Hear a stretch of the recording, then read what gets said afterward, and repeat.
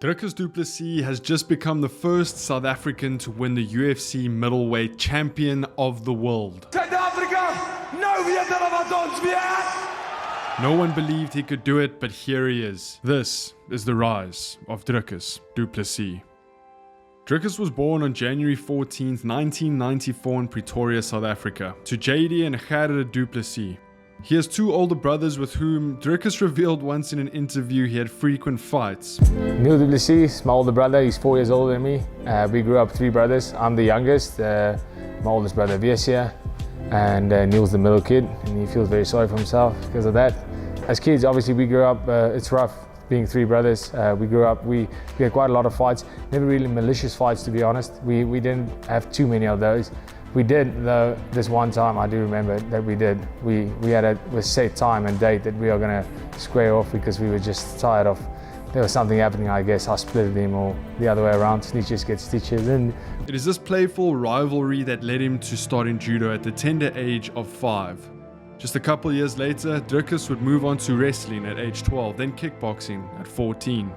The kickboxing obviously stuck, and at 17, Dricus would go on to become South Africa's first winning medalist at the WAKO World Championships in K1 style kickboxing. As he entered into his young adult years, Dricus turned his eye to the ever-growing world of MMA. His journey through the ranks was not without challenges though. A stumble against Gareth McLennan early in his career served as a humbling reminder of the unforgiving nature of the sport. Here is McLennan. It looks like Dricus is up, and he's up. Gareth McLennan retains the title, but yet again he put Dricus Du Plessis to sleep. But Dricus rose from the canvas determined to etch his name in the annals of fighting history. In 2015, he ventured into the welterweight division of the EFC, showcasing his talent and securing the win with a rear naked choke against Dino Baggerton. Anything he does, Dricus Du Plessis. You can't stop this young man. From there, it was win after win. Martin van Stander submitted to guillotine choke during the third round of vacant EFC welterweight championship. 3 seconds remaining, and he gets the victory. Dricus Du Plessis! Goodness. He's incredible. Dricus Du Plessis declaring the winner by tap out due to a guillotine, and the new EFC welterweight champion of the world, Dricus Still Knocks Du Plessis. Mauricio De Rocha Jr. went down by TKO. and still EFC welterweight champion Dricus Still Knocks Du Plessis. Yannick Bahati also submitted to a guillotine choke during the first round of the middleweight championship. He's a strong man. Dricus did it. Oh my goodness. He tapped Bahati.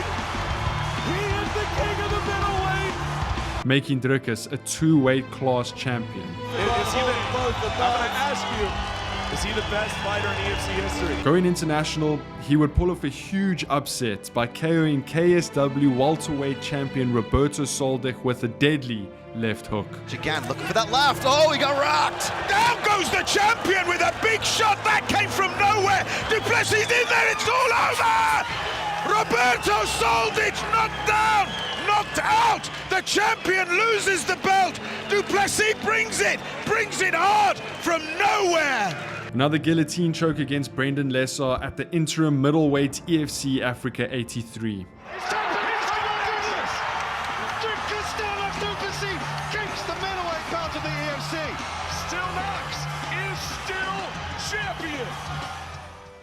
At that point, the world started to listen. They had to, and that's when the UFC came calling. In October 2020, Dricus made his UFC debut, announcing his rival with a thunderous knockout against Marcus Perez. Signed to another organization. Oh! The octagon became a canvas for his artistry, showcasing an array of skills that left fans in awe. KOing Trevin Giles in round 2, beats Brad Tavares by unanimous decision, submits Darren Till, KOs Derek Brunson in round 2, KOs Robin Whittaker in round 2, and then sits on top of the cage, shakes Dana White's hand while Donald Trump looks at him like a proud father. The stage was set for a showdown with Israel Adesanya, the reigning champion at UFC 293. However, fate had other plans. A leg injury forced Dricus to withdraw, paving the way for Sean Strickland to step in.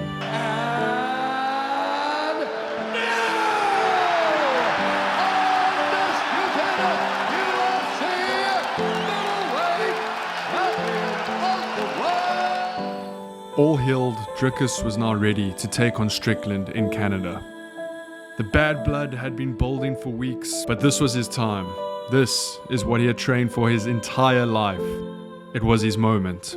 As he walked to the octagon, it felt like the Springboks were walking out in a Rugby World Cup final. Everyone in South Africa glued to their screens. It wasn't just Dricus out there. He had a nation behind him, and when South Africans get together, there isn't much that can stop us.